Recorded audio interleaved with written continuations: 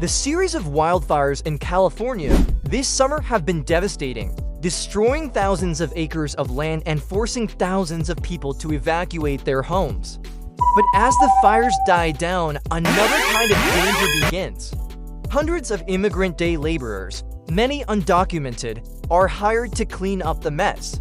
Our investigation found that some contractors are cutting corners to boost profits. State laws are often ignored.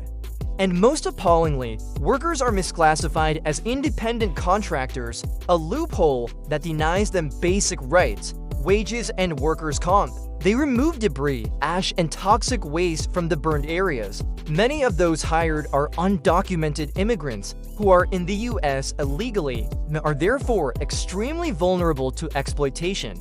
Contractors said they would provide transportation, but many workers ended up paying hundreds of dollars to get to the sites.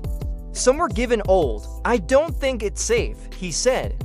"I feel like I'm going to get sick." Another worker said he developed a cough and was told by his supervisor to take medicine. When he complained, he was fired. Dirty masks that did little to protect them from inhaling toxic smoke and debris. Others weren't even given that. They often don't know their rights and are afraid to complain. Often with no protection, no insurance, and no legal rights. "We're human beings," one worker told us. "We have rights. We need protection." It's a way of getting workers to do the dirtiest, most degraded work for the least amount of money and with the fewest protections. It's the worst of the gig economy. Hundreds of immigrant gay laborers, many undocumented, are hired to clean up what's left behind. They remove debris, ash, and toxic waste. Others feared speaking out, afraid of losing pay or facing deportation. He got $100. Another worked 14 hours with no overtime. Most didn't get safety equipment, just a shovel and a mask if they were lucky. These stories aren't isolated incidents. They're part of a systemic problem that exploits those most vulnerable in our society. It's a reflection of a larger problem in our society, one where those with the least power are often asked to take the greatest risks. These workers, many of whom have fled dangerous conditions in their home countries, now find themselves facing new dangers here. It's about recognizing the humanity in every person who puts their health on the line to help rebuild our communities. It's about acknowledging that every life has value, regardless of immigration status or economic situation. What we need is the will to make it happen. We're saying that some lives matter less than others. We're saying that it's okay to sacrifice the health and well-being of the most vulnerable among us for the sake of convenience or profit. We need to demand better from our elected officials, from our contractors, from ourselves. First, we can educate ourselves, because when we protect the most vulnerable among us, we're really protecting all of us. Learn about the issues facing immigrant workers in your community. Let's build a society where no one has to choose between their health and their livelihood, where every worker is treated with dignity and respect. Think about the stories behind those hands, and ask yourself, what can I do to make sure those stories have a better ending?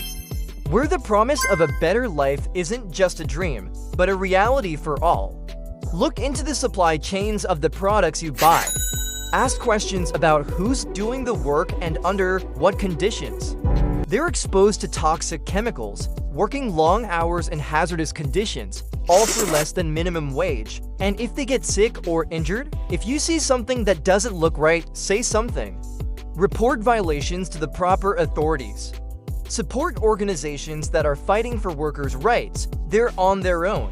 If you've been exploited on wildfire cleanup or know someone who has joined us, together we can make them accountable. We can shine a light on these dark practices and demand change.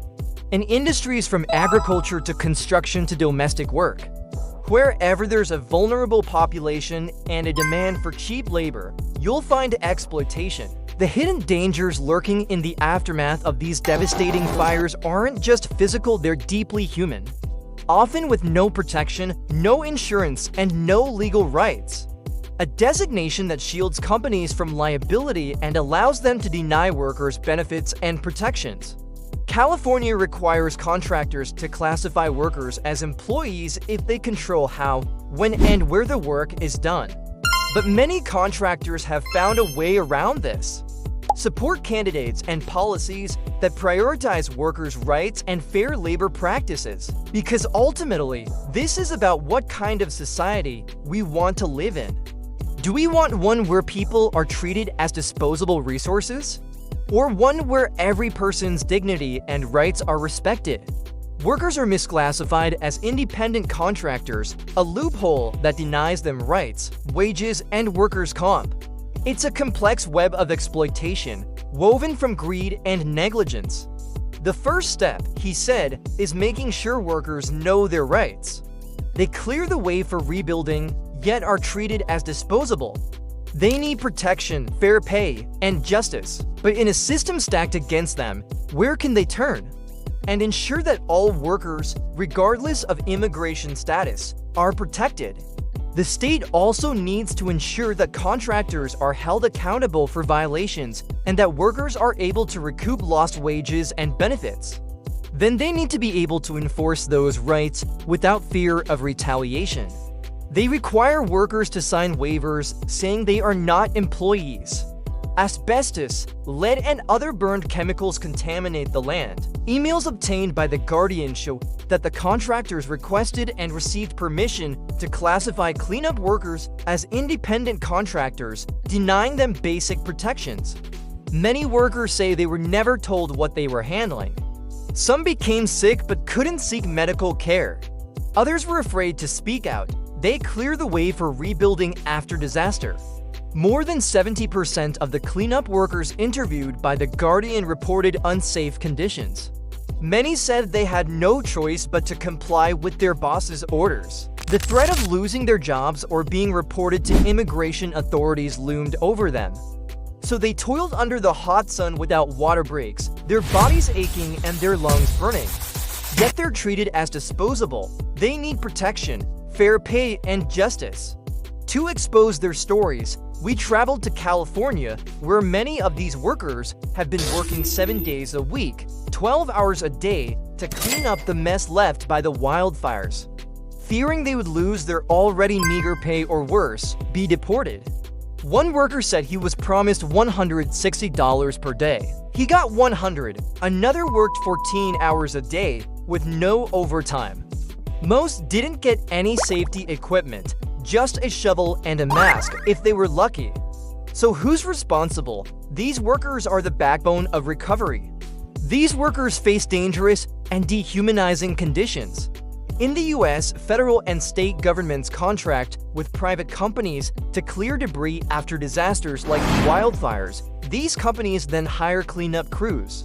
At a community meeting in August, several workers told us they'd been promised safety equipment and training, but that never materialized. A worker who asked not to be identified said he'd been cleaning up in the fire zone for 2 weeks.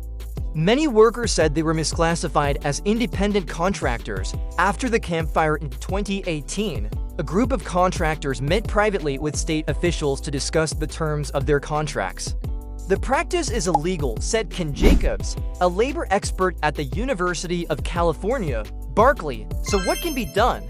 To do that, California needs to strengthen enforcement of labor laws and the use of independent contractor misclassification. Meanwhile, workers say they just want to be treated with dignity. Thank you for watching this video. California's wildfires burn hotter and longer every year. But after the flames die down, a different kind of danger begins. These workers face toxic hazards, asbestos, lead, and burned chemicals.